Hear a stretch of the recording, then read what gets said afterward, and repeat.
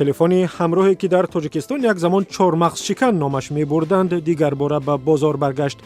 تلفنی نوکیا 3310 که 16 سال پیش معروفترین تلفن در جهان بود، با رنگ و بار زیباتر و قدرت زیادتر در کنگره جهانی تلفن‌های همراه روز یک شنبه در شهر بارسلونا معرفی شد.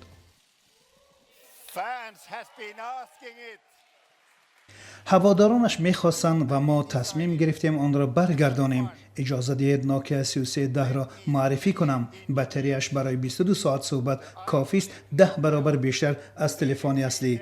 بازی مور و موسیقی نوکیا را هم دارد.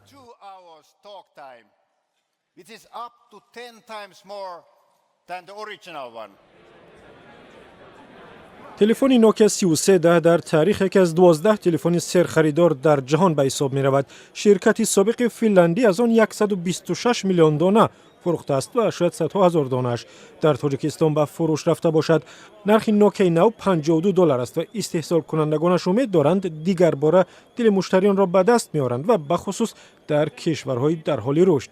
تلفن‌های هوشمند که به بازار آمدند جای تلفن‌های تگمه‌ای را در چند سال پیش تنگ کردند و شرکت نوکیا یک زمان صاحب اصلی بازار جهانی تلفن‌های همراه نفوذش را از دست داد. سال 2014 نوکیا را شرکت مایکروسافت خرید و سال 2016 این شرکت با نام HMD گلوبال به بازار برگشت و حق استفاده از تمام پتنت‌های نوکیا سابق را دارد.